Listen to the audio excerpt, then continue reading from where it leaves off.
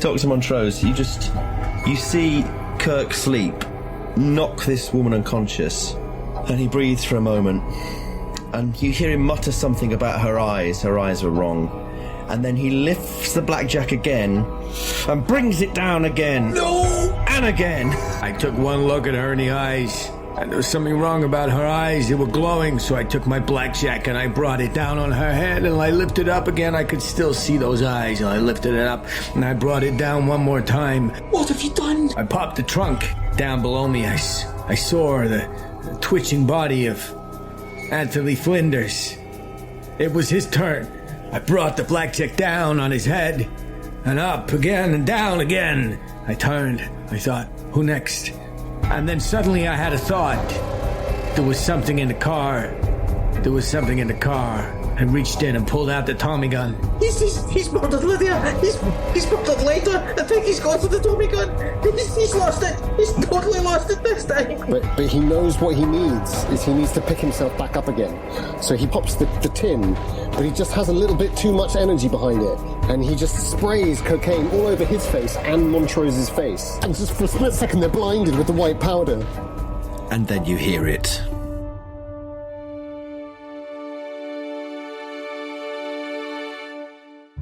The Apocalypse Players present Crimson Letters.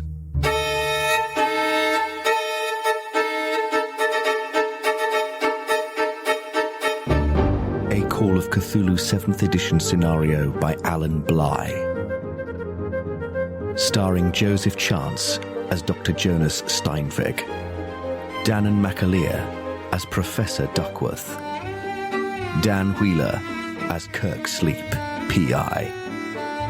With our special guests, Doug McAndrew as Dr. Althea Montrose and Mike Perceval-Maxwell as P.J. Mahoney. The Keeper of Arcane Lore is Dominic Allen. Chapter 10, The Big Sleep. Oh my God, I'm so sorry, Dr. Montrose. Forgive me. You've got your cocaine all over my face. Let me just get that little bit off your face. Licking her face. I'm sorry. What the hell is going on? I just want to cut downstairs just to find out, Duckworth and Mahoney, what they're up to, how they're leaving. Monty, what do you think? Do you think did it make any sense to you what he was saying? No, not much. But the thing with mad people is sometimes what they say doesn't make sense until much later. We have his drawing. I'll come back tomorrow and visit him if we have time. But for now, I think we should make our way out of this place. Mm-hmm. We've other things we need to attend to. Yes, I'm worried about the others by the car. Funny thing. When I came out, I was speaking to Bobby. Nice chap. And, I was talking about the rumpus in the cell next door. Apparently, he says there's nobody in the cell next door. Doesn't make much sense to me. At that, I want to stop and turn around. You say there was... Where we heard the noise, we distinctly heard the noise. To the left. Yeah. On the left. Well, he said that the fellow who was in that cell hung themselves last night on his suspenders.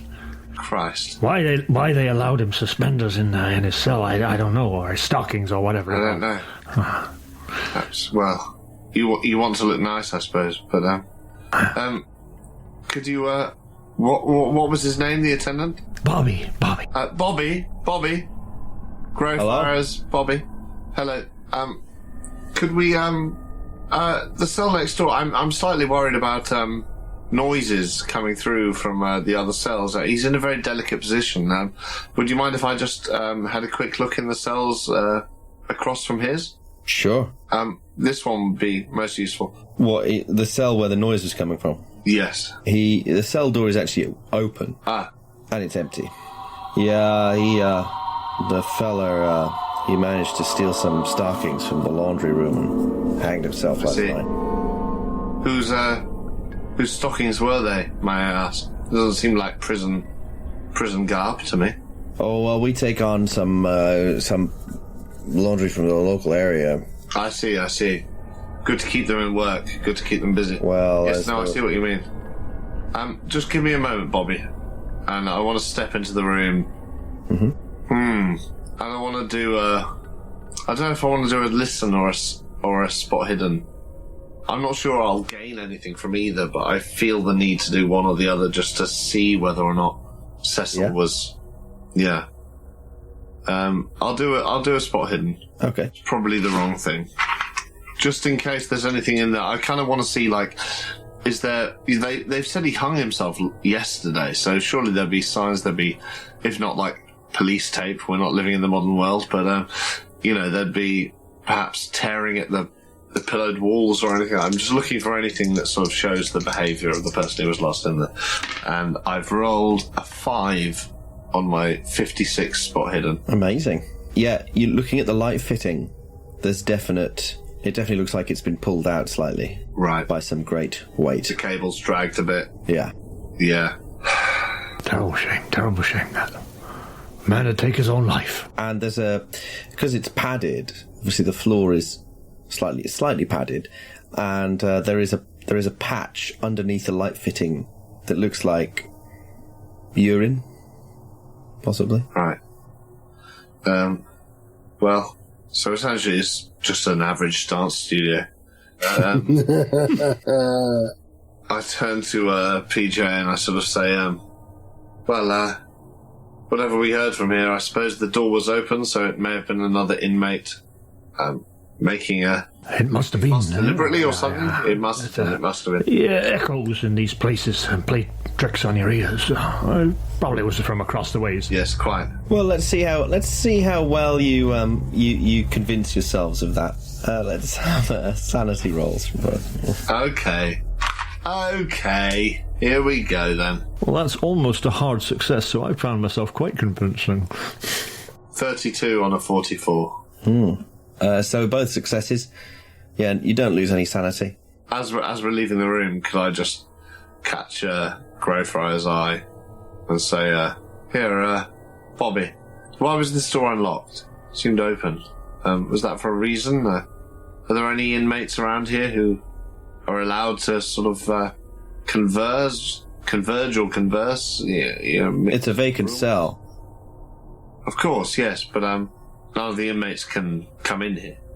No. I see.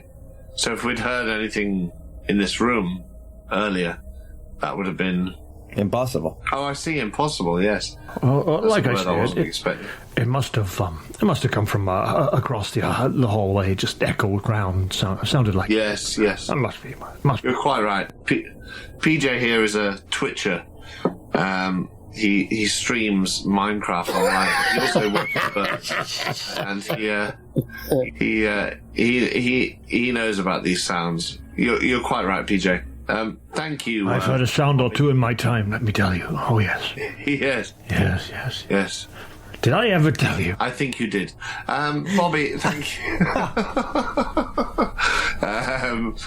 I think with that, having checked the room and having found nothing there, I personally, at least, am sort of ready to go and rejoin those others at the car. Okay. Unless anyone that I'm with wants to do otherwise. No, I'm happy to head on up and rejoin the... Well, I'll lead the way anyway, sort of clopping along with my cane. So Steinweg and Dr. Montrose are covered in cocaine in the doorway of the, or in the... I mean, covered would be extreme. I wanted to do justice to the sand loss. Can I still have some cocaine left? They look like powdered fops. Yeah, thank you. Suppose I've got some left, but I think an embarrassing explosion and licking, there was definitely a licking at one point, an inappropriate licking. Maybe there's a bit of blood and cocaine. Turn around, he's coming in the door. He's firing that Tommy gun. Quick, run! What? My God! Rose tries to grab him, turn him around, push him back the way that he came. Looking for some sort of shelter. I think I perhaps mistakenly attempt to gallantly try to get her in, but sort of hold the ground to look, to see. Luckily, I rolled quite low on Sleep's the number of rounds that he'd be affected. But it ain't over yet, so I showed her the Tommy gun.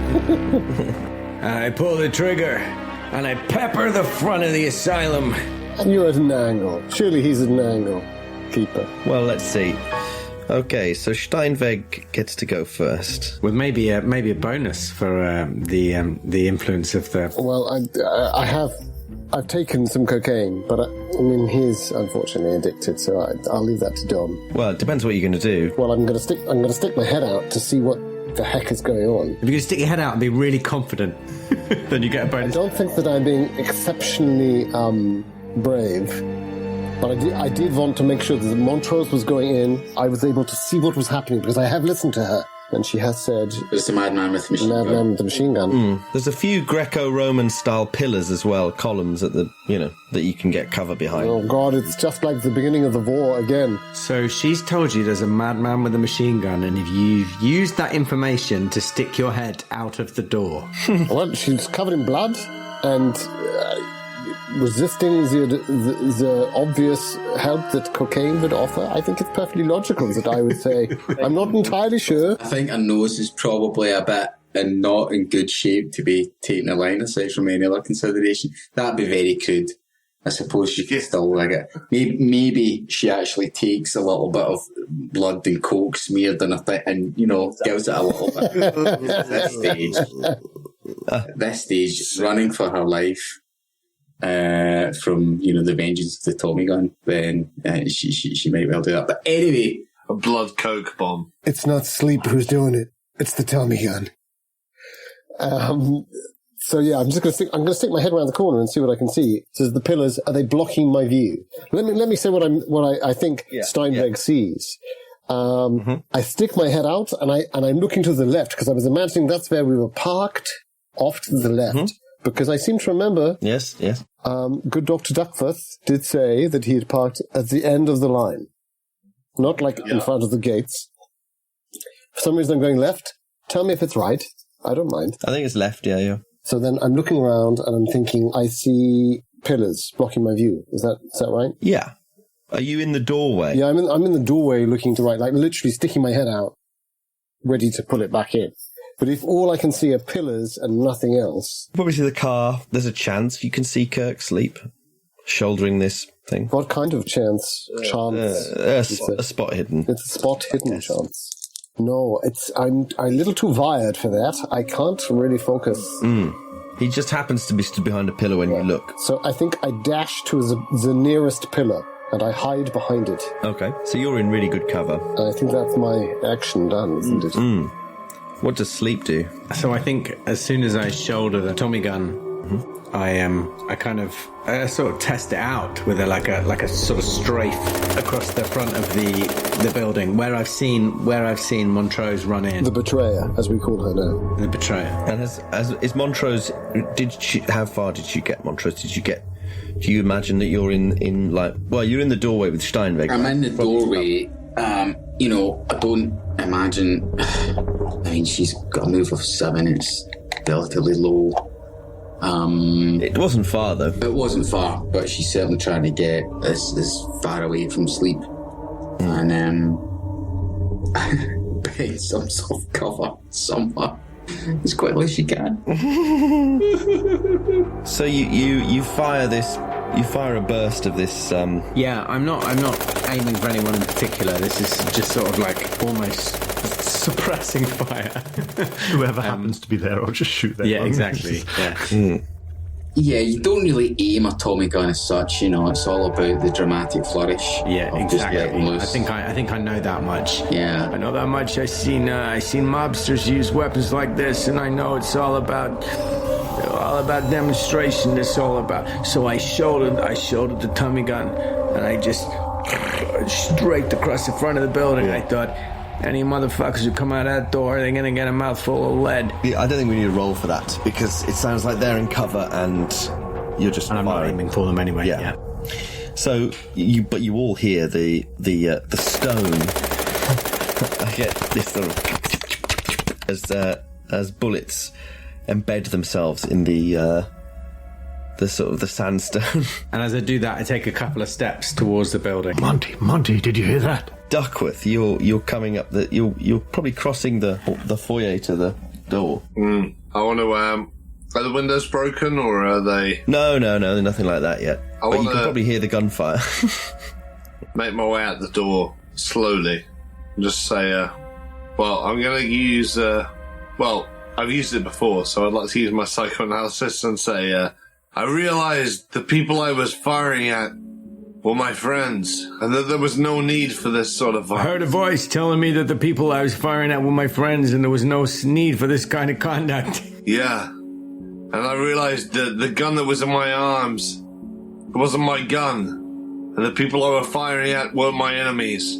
I heard a voice telling me that the gun was in my arms, my arms wasn't my gun, and the people I was firing at wasn't my enemies. And I wondered, what was this voice? Where was it coming from? And I thought, fuck that voice. And I took another shot when it's my turn. Let's have that psychoanalysis roll. PJ is at this moment checking his revolver to make sure it's loaded and springing geriatrically into action. 17. What's my psychoanalysis is 56. Oh, that sounds pretty good. So I could spend 5 luck to make it an extreme success. No, a hard success is more than enough. Something you say gets to sleep, and you feel yourself lowering the Tommy gun. You feel calmer. Do Montrose or Mahoney act in any way? Yeah. Given that he seems to have calmed down.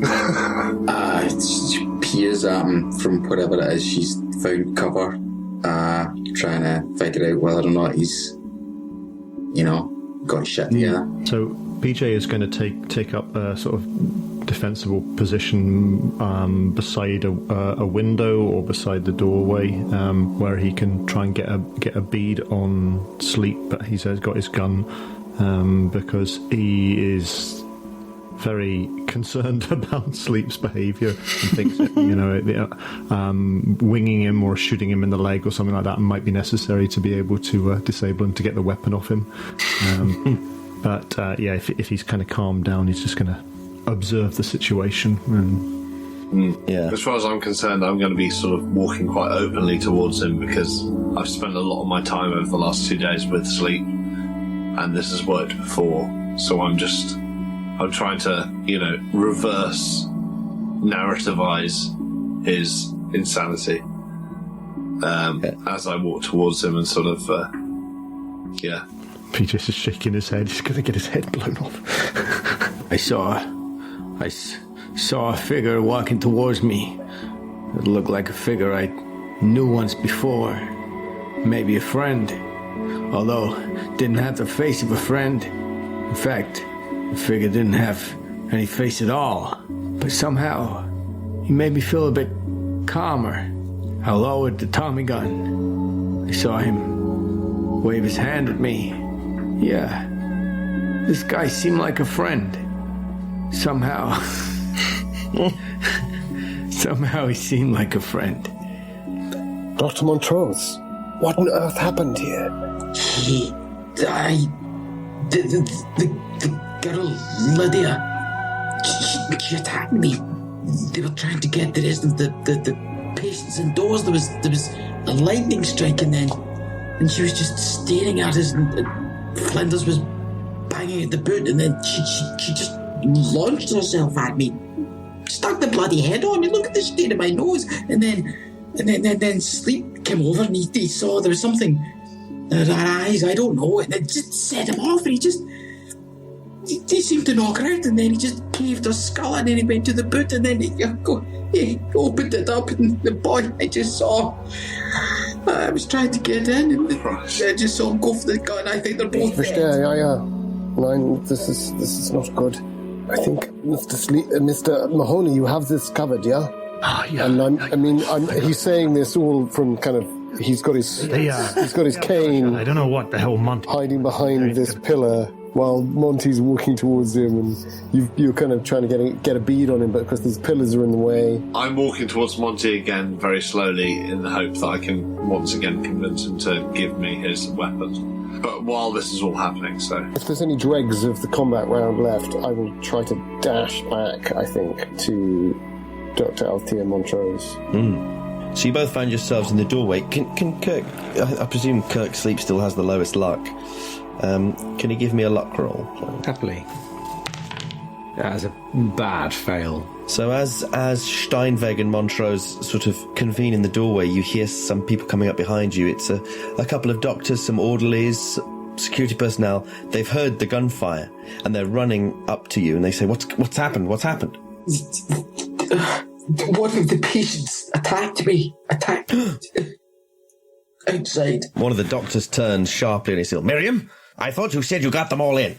I thought I counted them. I'd counted them. And another nurse is coming up to Montrose, and Dr. Montrose, and trying to sort of check your nose. My name is Dr. Steinweg, and I am with the Miskatonic University. I can vouch for the man. He was only trying to defend our colleague here, and I start trotting over towards not actually Sleep, although I'm pointing to him. But I'm trotting over to Duckworth. If I can see this all happening, I try and sling the Tommy gun under not our car, but one of the other cars. I just try and sort of slide it along the floor. So I'd need really it's a sleight of hand roll, I guess, or a stealth, or maybe even a throw. Okay, let's have a little think about this. Throw, no.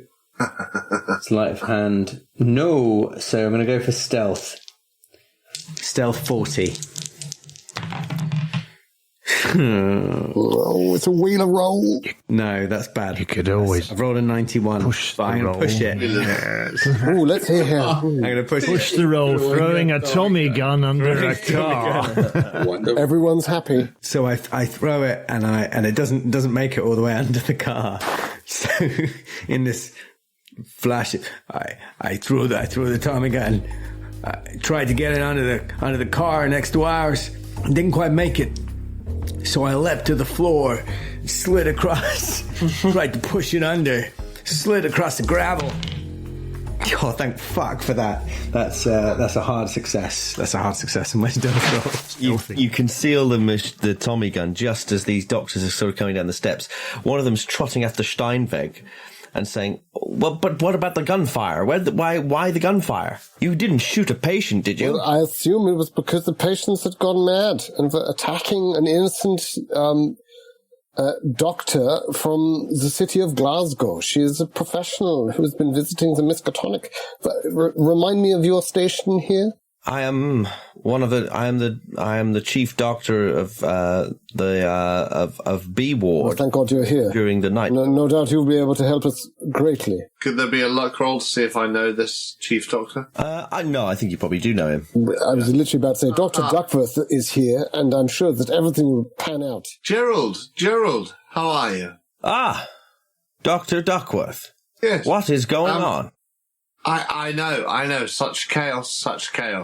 Have you seen the pylon? There seems to have been an electrical storm, and out here it's just been utter madness.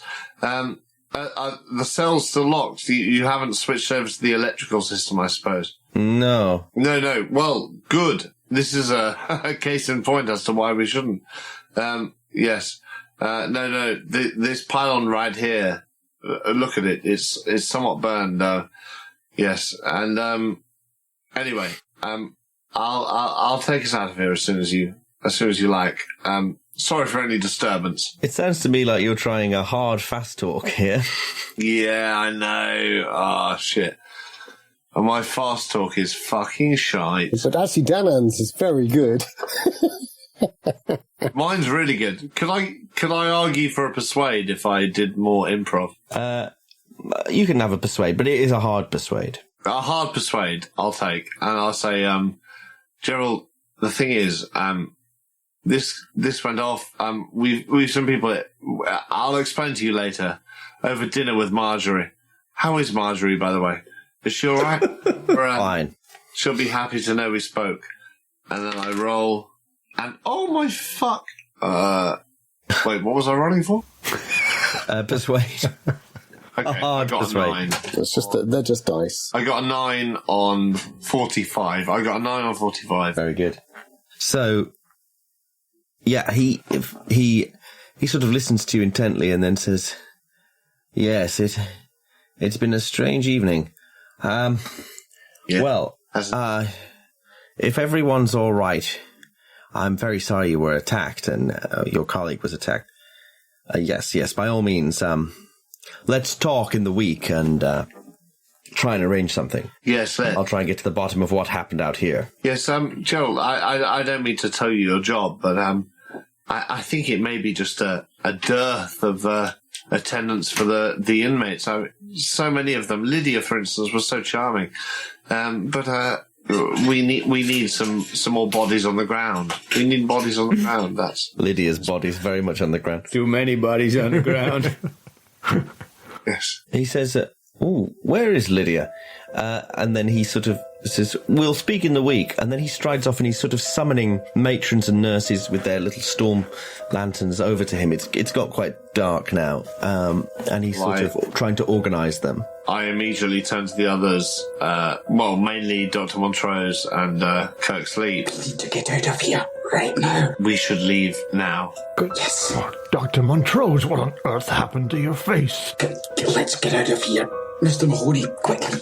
I jump in the driver's seat. Fuck it, why not? Montrose, Dr. Montrose, you said that there was something wrong with her. Just her eyes, I don't know. Her eye? I saw something odd, but it said sleep off. It set him off. He incapacitated them, he bashed their brains out, and the same with the boy. I think, unfortunately, although he's got this instinct to sort of say, and he's sort of saying, do you think there's a chance that it's still there? But at the same time, we're all bundling in to a car. Yeah. And he's getting squished into the middle seat again. I'm sorry, that's my cane. Pardon. No, sorry, that was my cane. I'm sorry. No, it's my fault. It's quite all right. You're taller than I ever think, Mr. Mahoney. These cars are small. I can't get this door. Yeah, that's my hip. That's my gun. Oh, I'm sorry. It was the speed with which Dr. Duckworth has pulled out of the grounds. I didn't. Take it easy there, Monty. I'm sorry. I have no peripheral vision. You'll have to be my sideward eyes. Careful! No, left a bit. Left. Avoid that. There's a tree. Oh, yes. Where are you heading to? We should go back to the office. The papers. What did you find out from Cecil, in any case? The papers are still in the office, apparently. He told you this? It's hard to say. Never left it, he says. If you can believe that, the man is quite clearly deranged. He is? Scheisse, I never found out about his hands. Did either of you ask about his hands? No. Well, in a way. He bit them. We found out he knows what the replicas are, and he knows what the contortions are. The real thing we have not found, and we know now where to find that. He had terribly damaged hands, Dr. Montrose, and Mr. Sleep. Mr. Sleep, his hands were very damaged. Yeah, sure, I heard you. His hands were damaged. Yeah, it's self-inflicted, apparently. For Dr. Montrose, we didn't do a sanity roll, did we, for seeing Kirk Sleep batter the shit out of two? I was just thinking, Dom, that we were maybe a little remiss. Because, it's one thing he knocks out Lydia when she's trying to kill, but then, pausing and then bashing us caving her head in. Yeah. And then going over to the car. Yeah, probably should have. While she's rolling her sanity check, is it too much of a stretch of the imagination to say that my hand is still on Mahoney's gun? Well, it all depends on... Well, exactly, it is your gun, right? Buy me a drink first. It's a pistol, isn't it? Nothing else. So, I failed my sanity check. So what we can maybe say is so Montrose goes to the car and she can't help herself. She goes to the boot to look in at the state of Flinders. Oh no! And at that point, the sanity check. So is he quite clearly dead? I mean, this. Oh yeah. Yeah, his head's been bashed. Oh yeah. And it's a real mess. Yeah. Yeah. Okay. Oh, so would you say that he is finding a horrifically mangled human corpse? I think so. So it's actually 4 sanity points you lose there. Okay. Okay. Oh no, Well, another one down. Two of them over the edge. What is it? We're all just, our days are numbered. Unfortunately. I'm glad I've got you between me and her. She's the best of us. She is the best of us. One of us. So it's a bit of a delayed reaction. You're in the car. Are you in the front or the back, Althea?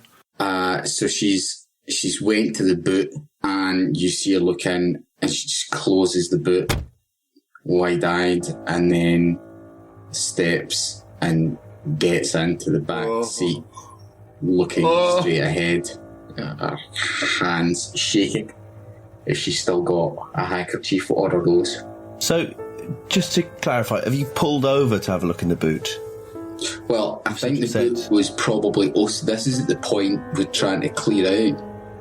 Fine. So Sleeps opened the boot, bashed the skull in, got the gun, and went straight in without closing it.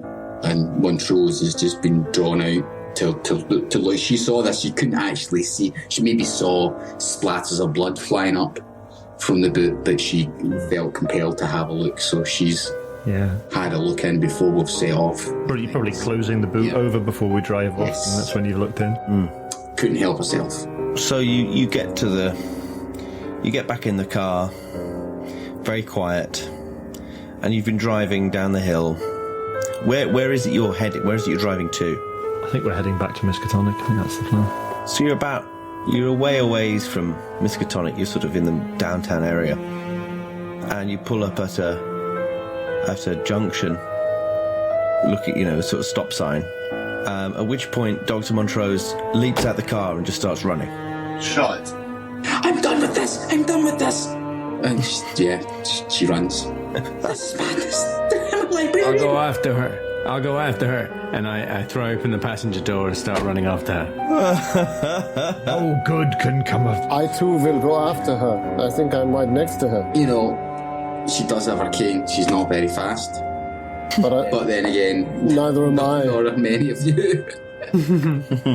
Point out that in the interim, as we were coming down the hill, I've been gesturing to Mahoney to sleep. I also, to be fair, if I'm driving, which I believe I am, I'm going to speed around and try and pull in just in front of her. You're sitting beside me, man. Just whisper in my ear. I say, I think it might be wise to keep an eye on him with your gun. Just in case you could pistol whip him. I have a better idea. I'll keep an eye on him with my eye. Wait, I think Dr. Montrose is doing something. So she's made a run for it. Monty, it's just you and me now. Sleep and I are trying to make a run for it. They've headed for the hills. I don't know what's going on. Dr. Montrose just jumped out of the car, ran off. Kurt jumped out after her. The doctors run after him. It's all gone to hell in a handbag, Monty. I know. They're not coming back. They're all just sprinting away, are they? I guess so. Sprinting. I think sprinting for Steinweg. Who's the slowest looking? Well, she hasn't sprinted since November the 18th, 1910. To be fair, Montrose and I were very fast. But now we're not so fast. We're both movement 7, right? I think we're in a chase situation, aren't we? I'm also movement 7. And he's the big man. Are Sleep's the big man. 7? Bloody hell. Well, I'm just staying in the car because I'm frankly fast and not even chasing you at all. I'm going to try and maneuver the car. I'm going to try and sort of speed and pull in front of... Forcing Dom into a chase. I love it. Poor man. What do you say we pop into that diner there and get us a coffee while they're sorting this out? PJ, I think if we leave them now, we may never find them again. If you're chasing them down in a car, I think realistically you're going to get there before them. So I'm going to need just a drive auto roll just to make sure you don't hit them or crash or a fail might still be all right. Fumbles we've got to worry about. Just don't fumble. I have a porcelain mask on, so 18. We're nice. We're going well tonight. On a 20. Ooh, lovely. Tick that box. On a 20. On a 20. Bloody hell. I could drive an auto better than you can.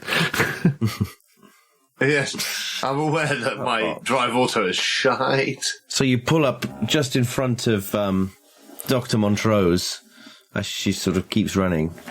So you've blocked her path. Dr. Montrose, slow down. Stop. Where are you going to? This is madness. This is madness. Montrose, get in the car. She tries to walk around the side of the car. Altia. Please get in the car. Hobble, hobble, hobble. No. It's too much. It's too much. I want to go. PJ, get her in the car. We're safer in the car. All right. I'll do my best, but I'm not as young as I was, you know. Okay, I'll get out. You're still employed by the university as a security guard. Oh, well, yes. So yeah, I guess this would be an opposed brawl roll, I guess, if... Stop a young woman in Miss... Oh, dear. Miss Montrose, please. You grab, she's trying to elbow you away and continue walking. Dodge or whatever. I got a 41, which is a failed brawl. I also failed. My fight ball is 45. Can't we talk this through? Dr. Montrose. I'm still running up. Please. I think Sleep and I are pretty much level. Swiping at her ineffectually. Dr. Montrose, even though Sleep had please, to come round the car. Come back. I had to get out in the middle. Sleep, head her off at the pass, would you? There's a good fella. What do you say? Hit her over the head? Nine. Can't we talk this down? Dr. Montrose, what's happened? What was the last thing you saw? In the trunk. In the trunk? Of our car? Yes. Oh, no, Scheiße. Flinders, is he... Oh, nine. Maybe she's seen lighter as well, like I did. I told you that was just what do they call it? A hallucination. Did I see later? I did. Dr. Montrose, did you see show lighter? No, Splinters, it's like you bashed his skull in. Of course I bashed his fucking skull in. Did you not see that guy? I dash over to the boot of the car. 3 sheets to the wind. He was a danger to all of us. Of course I bashed his fucking skull in. What do you want me to do? He was tied up in the boot of the car. Mr. Flinders, can you hear me, Mr. Flinders? Sleep, you can't just tell a guy. She was unconscious, Lydia. She was unconscious. She was a mad woman. And you smashed the back of our skull. You just murdered 2 people. Mr. Flinders? Well, murder schmurder, it's all relative. At this point, can everyone give me a spot hidden roll? I fail. If I spend 2 points, that'll be a hard success, if that makes... I've got an extreme success. A hard is not necessary. I'm too busy with the trunk. Yeah, that's a pass for Montrose. Everyone who succeeds, you suddenly catch something in this cacophony, in this sort of argument you're having in the street, trying to get around the car or trying to stop Montrose from getting around the car. The street's quite empty, but it's normally a sort of quite a commercial street with shops and things. And you can hear this sort of tap against the pavement. You suddenly catch this whiff on the wind. It's a smell like sort of lavender and rotting flowers. And you hear a voice say, My, what is going on? And when you look across, Abner Wick is watching you from the other side of the street. He's walking with a sort of small cane, he's in this huge white linen suit he was wearing earlier. And he says, "Oh, we meet again. These must be your colleagues. Charmed, I'm sure." Yes, that's, we're just in the middle of something at the moment. If you don't mind, Mr. Wick, we just need to resolve this particular situation, and I'll be right with you. As soon as he appears, I want to slam the trunk. Oh, yeah. I am the man of the trunk. Not you, my dear man. No, I know, but I mean, I'll make a beeline to slam the trunk, but yeah, I may fail. He's walking over. He's about halfway across the road towards you. He's getting closer to the car, so... I've not seen any of this, though. So, I think I'm, unfortunately... I have seen it, and I draw my my revolver, like, to my hip, and just sort of take a step towards him. So I'm going to... If I notice this and get the impression that this is potentially... embarrassing situation, or something's about to maybe spark off, I'm going to change tack and go, just as a matter of fact, did I tell you about my grandchildren, Mr. Wick? Yes. Yes, you did. Did I show you the photographs of the twins? 8 years old. My little girl, my little granddaughter Mary. She's as sharp as a button. She really is. Did I tell you what she told me about the moon? Huh? Yes. Wait a minute till I find this. EJ, is this a man we know? Yeah, this is Mr. Wick, Monty. Oh, this is Mr. Wick. Yes. This is the I see. I apologise. Mahoney, as you're close enough to him to show him these photographs, you can give me a psychology roll. Yeah, absolutely, yeah. That's an interesting cologne you have there, Mr. Wick. Is that a made-to-order special or something? A mixture of Lynx Africa and... Yeah, indeed. That's a hard success on my psychology. He's looking at your photographs that you're showing him, and then suddenly his attention is drawn as if he's something imperceptible. It wasn't a sound or anything else. His attention is suddenly grabbed by something on the air to the boot of the car, and he stares fixedly as you carry on whittering about your photographs, and he just sort of pushes them away. What? Is everything all right back there? Yes, well, no, I was just telling you about young Eli. He's just starting the big school now. Yeah, he's a big, strong fella. I think he's going to try out for the football team. Yes, indeed. He could certainly be something on the field, that lad. Yeah, absolutely. I would like to move to a point between the boot and Abner Wick. I've got no idea who this guy is, and I do not like him. Well, yeah, if you get in his way, he just sort of stops and looks at you and says, "And you must be..." Kirk Sleep, P.I. Ah, the detective. Lovely to meet you, I'm sure. Well, what brings you all out so late? Is it late? I didn't realise. What time is it? Getting on, dear boy. Would you care for a drink? Oh, how charming. A real drink, I assume you mean? Oh, yes, of course. Well, yes, why don't we... I assume we're all friends here. Oh, indeed. Why don't we decamp to my shop? It's only round the corner. Excellent. I have a few bottles of something rather special. I tried to give the others a look, but I am in the driver's seat of the car, sort of going like that. It might not work. But either way, I sort of say, shall we?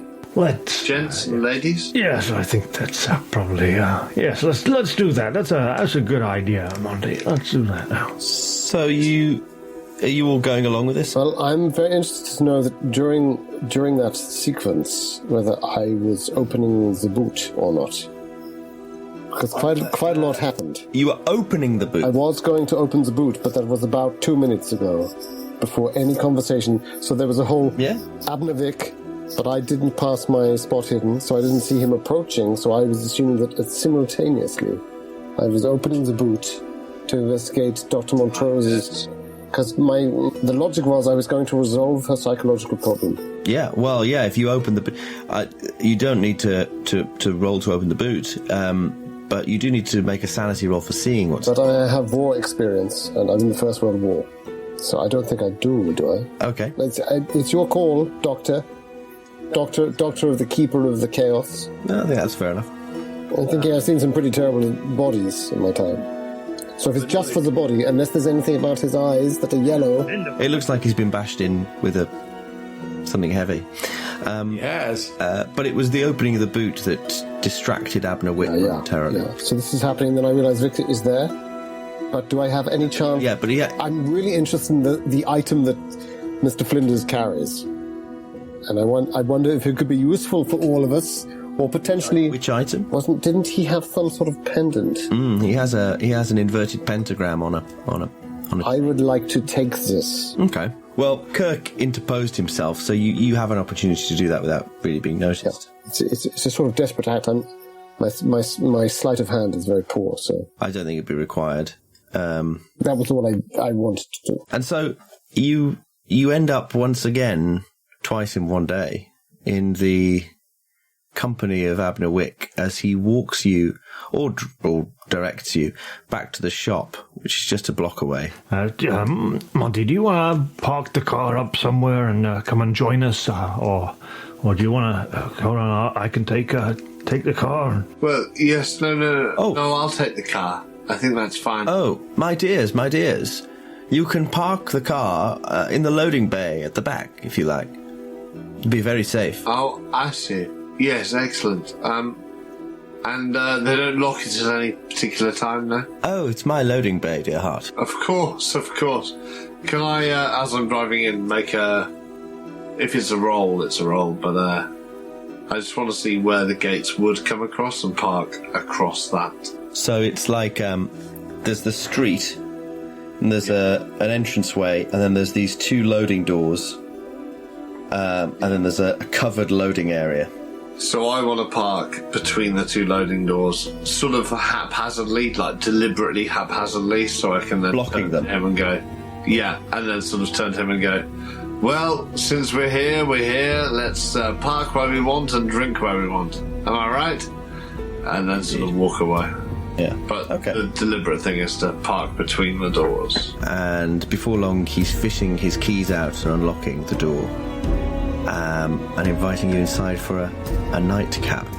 However, it's probably well, I say nightcap. It's probably like 7 o'clock, and it's worth remembering that the autopsy was happening at 8, I think.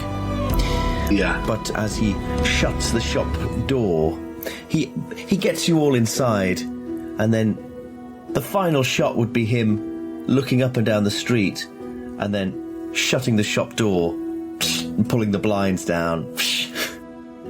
And so to any passerby, it would appear completely dead inside.